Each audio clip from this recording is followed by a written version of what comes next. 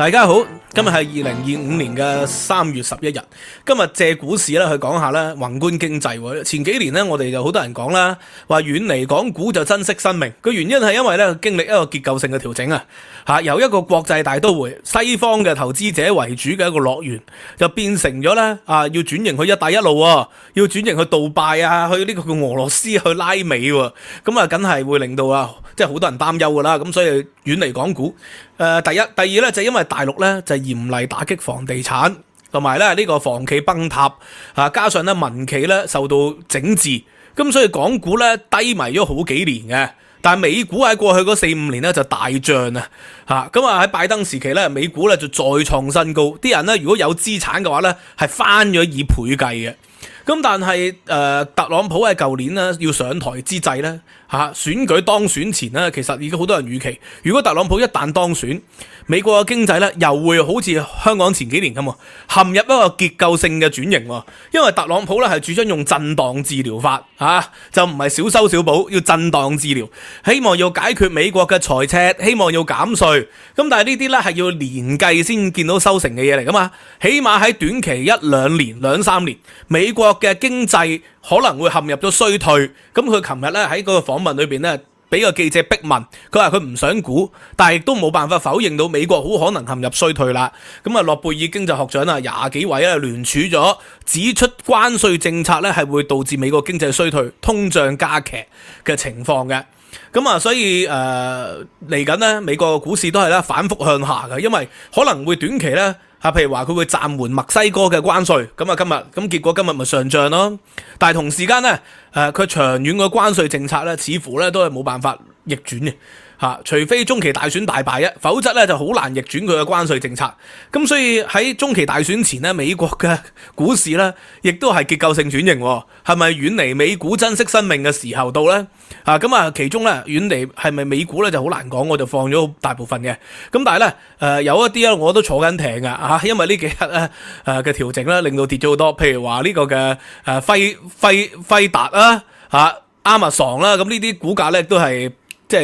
即係幾坎坷。咁今日就要講咩咧 ？Tesla 嘅今日嘅升幅咧就有雙位數字嘅，因為 Donald Trump 咧就話要買翻個 Tesla 支持，但係 Tesla 咧同美國一樣係陷入咗一個結構性轉型，同香港一樣係陷入咗一個結構性轉型。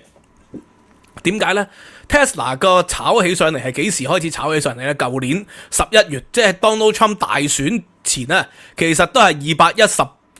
幾蚊嘅啫。咁因為 Donald Trump 嘅當選咧，一炒咗上去，去到12月嘅時候咧，就440幾蚊，翻咗一倍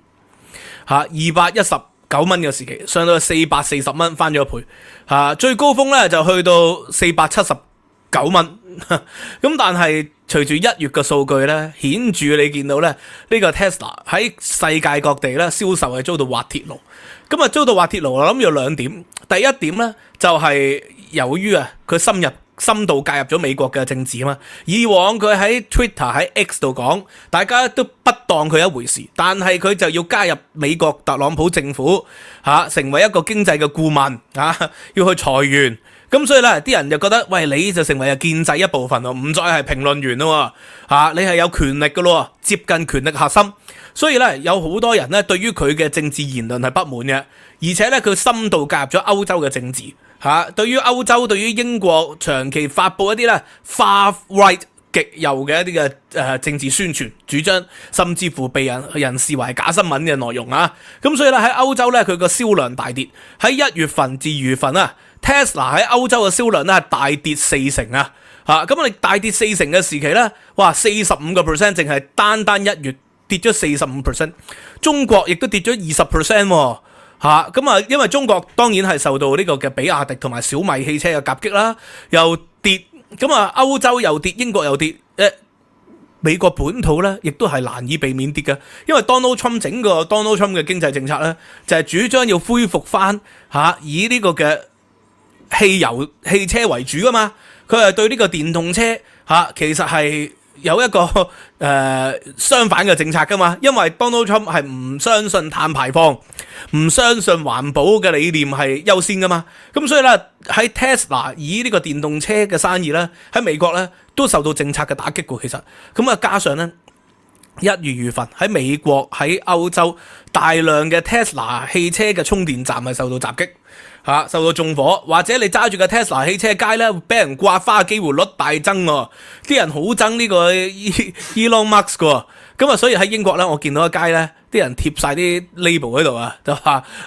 I bought this car before Elon Musk get crazy 咁所以呢個係希望避免啲人刮花佢部車。所以咁嘅情況下咧，呢個嘅 Tesla 股價大跌啊，盈利亦都因應咁樣情況下咧，必然大跌。咁當然對 Elon Musk 咧，其實影響唔大噶，佢係世界首富，就算佢身家跌咗一半啊，都係帳面數據嚟啫，跌到得翻1成啊，嗰啲仲係極之有錢啦，係咪？但係佢作為一個公司嘅領導人，深度介入政治咧，呢個傷害嘅其實就係傷害股東嘅啫嘛。如果你要深度介入政治，你就應該辭去公司嘅職位，置身事外，交俾專業人士嘅管理，甚至乎係唔再持股，或者交俾基金去持股。咁咧呢個就係對股東負責噶嘛，但係咧佢就唔會對股東負責噶，因為對佢嚟講，喂，佢咁有錢啦，佢中意介入政治咪介入政治咯，想做呂不韋咪呂不韋咯，佢想實現自己達到去火星安葬死於火星嘅夢想，咁又如何啫？但係佢作為一個公司嘅領導人，而深入介入政治而政治上嘅反彈咧，就必然係會導致到咧呢個嘅公司股價咧係大跌嘅。咁當然特朗普咧上台之後咧就救翻呢個 TikTok 同時間咧中國咧對於 Tesla 咧喺上海嘅設廠咧係開晒綠燈嘅喎。咁好明顯就係雙方有非常之高嘅默契即係馬斯克所做嘅嘢咧起碼喺中方嘅眼中咧就唔係一個刺釘嚟嘅，反而咧就係即係對於馬斯克嘅投資咧，去到而家呢一刻就相當樂意嘅。咁但係問題隨住政治嘅環境轉變啊，如果一旦出現大嘅動盪同變化，哇！佢哋嘅工廠被停工，咁呢個對股價梗係大啦。所以咧珍惜生命啊，遠離美股，咁美股睇下個別發展啦，但係遠離 Tesla， 咁呢個咧似乎就係或者遠離 Elon Musk 呢個似乎咧係一個穩妥嘅合理嘅一個舉措嚟嘅咁所以呢個就講咗第一步啦咁至於美國嘅關稅政策、經濟政策，即係對美國嘅結構性轉型啊，佢意圖係扭轉佢希望咧啲工廠翻嚟美國，但正如呢個嘅巴菲特所講啦，係咪啊？即使啲工廠翻嚟，對美國嘅通脹只會加深㗎嘛，唔會減低美國嘅通脹㗎嘛。無論你加關稅係轉嫁俾消費者，通脹增加啦。或者工廠搬翻嚟喺美國設工廠嘅成本又大增，所以最後美國嘅消費者咧都係要受到沉重嘅代價同打擊嘅所以呢個嘅巴菲特或者諾貝爾經濟學獎得主都係如是說，但係佢就希望再深一步就要解決財赤嘅問題解決呢個貿易逆差嘅問題。咁呢個希望佢解決咗咧，就會令到美國嘅經濟就可以復原啊嘛。呢個 Make American Great Again 啊嘛，咁但係呢個唔係1-2年嘅事情，要係長期嘅。咁但係問題長期嘅時間，你中期選舉係咪過到呢？而呢個嘅英國咧同美國或者歐洲加拿大同美國唔同，美國用總統制，即使中期選舉大敗咧可能佢會修訂一啲嘅政策，但係唔導致佢馬上落台喎。而相反英國嘅時候咧，呢個嘅卓慧思就係一下子就落台，47日就落台，就係因為佢導致到英鎊大跌、英國股市大跌、債市大跌。同樣道理，而家特朗普導致到美匯跌、黃金跌，呢個嘅股市大跌，但係都未導致落台，因為咧總統制嘅權力係相當之集中嘅而呢個嘅內閣制咧，西方歐洲國家用內閣制為主，佢哋嘅權力咧就相對分散，必須要得到黨內嘅盟友基本一致支持先可以執政到。咁所以卓慧思可以一下下台，而特朗普咧而家仲未有下台嘅壓力可以繼續推進佢嘅改革。個好處就係總統權力大，推進政策改革嘅時期梗係有力啦。但係唔好處就係咧制衡力度好細啦咁當然啦，如果兩會呢個參議院眾議院能夠一致反對佢嘅經濟政策，咁呢個對佢修正係有幫助。但係距離中期選舉仲有時間啊嘛，所以未來一段時間咧，美國嘅經濟股市仲係結構性轉型咧，投資嘅風險係極之高嘅咁嗱，今日咧就要講第二部分，即係我就唔係講股票嘅人啦，講股票啲人可以聽其他講股票嘅專才，咁我就係講大嘅歷史結構嘅。大歷史結構咧就係點樣咧？凡係社會有問題，我同意美國咧過去嗰幾年個社會或者加拿大、美國、歐洲都陷入咗好嚴重嘅問題，難民好多啦，犯罪率急升啦，零元購風氣好惡劣啦，通街都係喪屍啦，啲 town centre、city centre 變成咧係啲人唔敢落去啦，咁呢啲係好嚴重嘅社會問題咁左派嗰種包容政策咧去到極端，變成咗好嚴重嘅一個罪案治安嘅問題。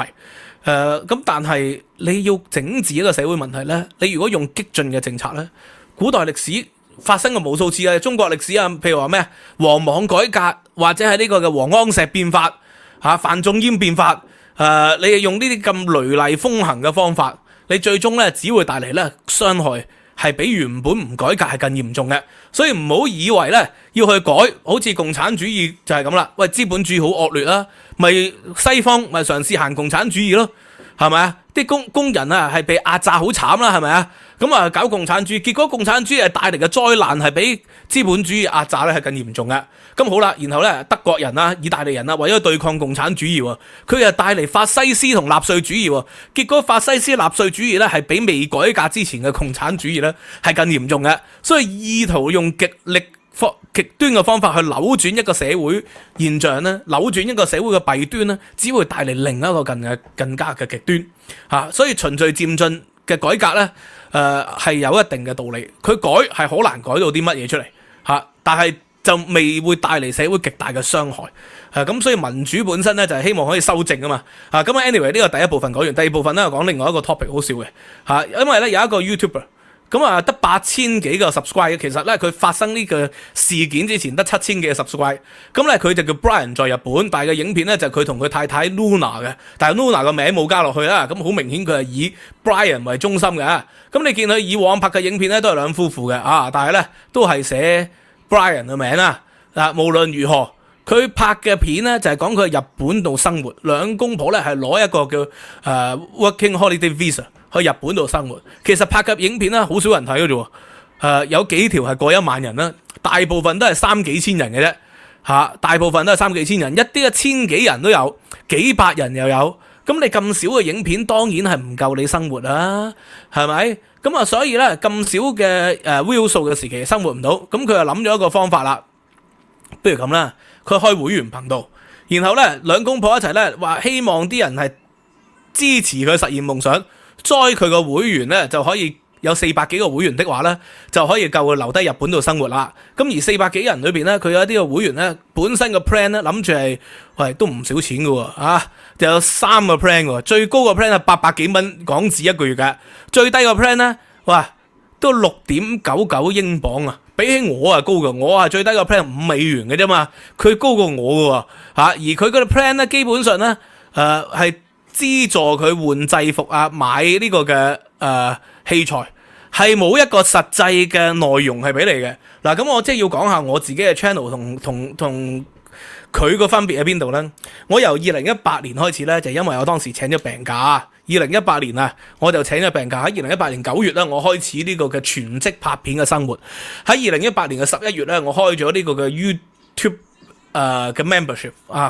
當時就唔係用 YouTube 嘅，係用台灣一個嘅網站嘅做 membership。咁第一個月有200幾位網友參加咗啦。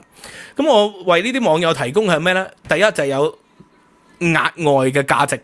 你唔可以唔提供額外價值俾人哋喎，你要提供額外嘅價值嘅意思咧，有啲 exclusive 嘅內容係俾嗰啲讀者聽眾。如果唔係嘅，人哋純粹拍心口支持你嘅，就點解唔支持無國界醫生，唔支持烏克蘭 support Ukraine， 要支持你呢？你係解釋唔到呢樣嘢噶嘛？所以如果你要創造一個 YouTube 一個收費平台你就一定要有一個額外嘅價值，呢個第一點。咁你額外嘅價值，譬如話我就開咗啲課堂俾一啲人睇啦，或者咧係優先影片啦、優先嘅聲音檔啦，咁所以咧喺 YouTube 上邊咧，通常咧都係遲半日先會聽到嘅，有時遲1日，有時遲半日先會聽到。喺會員咧個平台 YouTube 嘅 member 或者係呢個 Patreon 就會早1日半日聽到內容咁仲有獨家嘅影片內容，你先可以分到唔同嘅級數啊嘛。所以第一就要創造額外嘅價值，先能夠係有會員制喎。第二咧就係你要有一個獨特嘅一個價值觀。而呢個價值觀係獲得咧聽眾觀眾嘅認同。譬如話我舉例嚇，有一啲人咧就係搞一個嘅 channel， 就係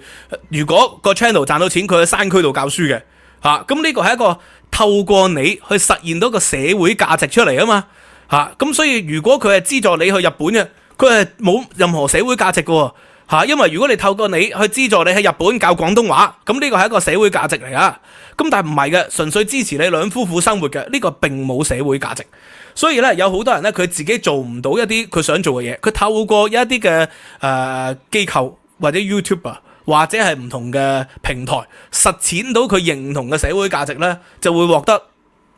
會員聽眾嘅支持啊。但係唔係嘅，呢兩公婆咧純粹係希望人哋資助佢生活嘅，而咧佢咧最後就係拍咗影片道歉啦，話對不起啦。但係呢個對不起咧，我聽完佢嘅內容咧，佢都好似未好明點解啲人會攻擊佢。當然有啲人攻擊佢咧，人身攻擊嚇。其實呢兩公婆咧後生仔女相貌端好，咁但係咧啲人攻擊佢咧就實在有啲係性騷擾啊或者好惡毒嘅言論啊，咁啊當然唔好啦。但係佢未好明嗰個道理，就係佢根本咧。你得嗰幾千嘅 subscribe， 你點能夠可以咧有400幾人係支持你做呢個嘅會員啊？我咧自己有3萬人 subscribe 嘅時候咧，我先至開始咗會員頻道。如果3萬人裏邊有1% 多啲，都有300幾人，咁呢個會員頻道同埋 YouTube 嘅收入先可以支撐到我成為一個全職嘅一個創作者嘛。所以當時喺2018年嘅11月我就開通咗，咁啊1個月就有幾百人啊。咁啊，加上 YouTube 嘅影片咧，超過100萬人點擊，咁你先至可以咧變成一個職業啊！有100萬人點擊嘅話，都有3幾萬蚊港紙收入啊！咁好過打一份工噶嘛，係咪？佢又唔係啊，佢叫啲人資助佢買器材，買個 GoPro， 因為咧佢自己用個 iPhone， 我都係用部 iPhone 用支咪拍片拍咗1年啊，先至買第一部相機 Canon 嗰部相機。Canon 部相機咧而家咧壞咗啦，報銷咗，但係我擺咗喺呢度上面你見到我擺喺上面咧就係紀念嘅。呢部已經壞咗，開唔到機，但係因為呢部相機咧拍咗超過300-500條影片，喺300-500條影片咧就係獲得一啲嘅財富創造價值啦，同時間亦都吸納咗數以10萬計嘅訂閱聽眾，咁所以呢個先係最重要。但係咧做創作者最後我想講一個就係初心，因為中間咧無數人係 unsubscribe 嘅。我就係4年前講特朗普，我話佢利用大量嘅假新聞散播呢個嘅美國總統選舉係賄選係舞弊，咁當時已經係用咗好多嘅材料去考證，而4年後啊，證明我大部分講嘅嘢都啱嘅，無數嘅大學、無數嘅媒體講咗查證咗，咁佢話嗰啲係 deep state 啊，咁而家佢自己做咗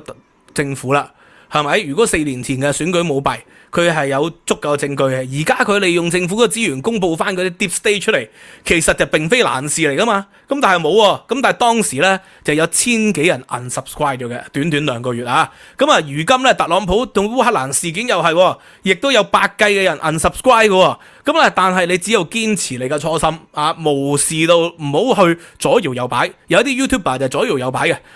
前幾年 BNO 嚟嘅時候咧，佢哋就為咗講 BNO 嘅好聽嘅說話，講英國如何好，而家咧就不斷講英國如何衰，因為咧 BNO 嚟嘅人已經喺英國生活啊嘛，唔再需要聽嗰啲以英資訊啊嘛，佢哋咧轉行講英國衰，英國當然都好多衰嘢啦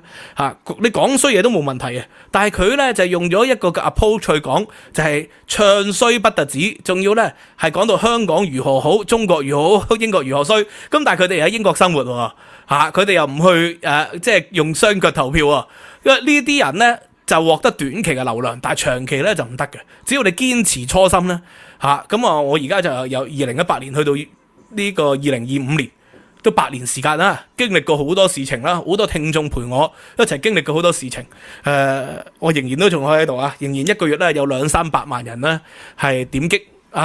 咁所以。呢個我就有一個心得可以分享俾啲創作者知，做呢一個 YouTube 嘅影片分享並唔係容易。當然而家已經係飽和咗噶啦如果尤其是廣東話影片早已經飽和咗，加上講香港議題嘅影片或者講移民議題嘅影片，亦都太多人做啦。內卷好嚴重，咁所以你見我近呢2-3年咧，我講嘅影片咧翻咗好多關三星堆啊，講 DNA 嘅研究分析啊，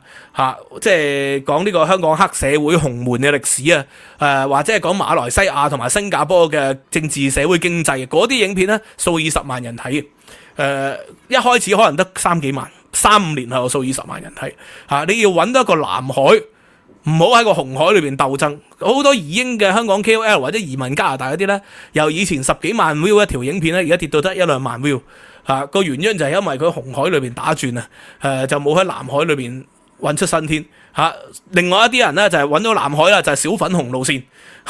但係嗰啲又好難長遠嘅。好啦，今日講到呢度啦，希望大家即係有一啲嘅啟發啦，亦都多謝所有嘅 YouTube 嘅 followers 或者係會員朋友支持。收費平台 Patreon 咧有獨家嘅參考內容資料、聲音檔、文字摘要，以及有影片優先同埋呢個嘅獨家課堂。$15一個月就可以無限重溫，年費訂閱，而家仲做緊 discount，多謝，拜拜。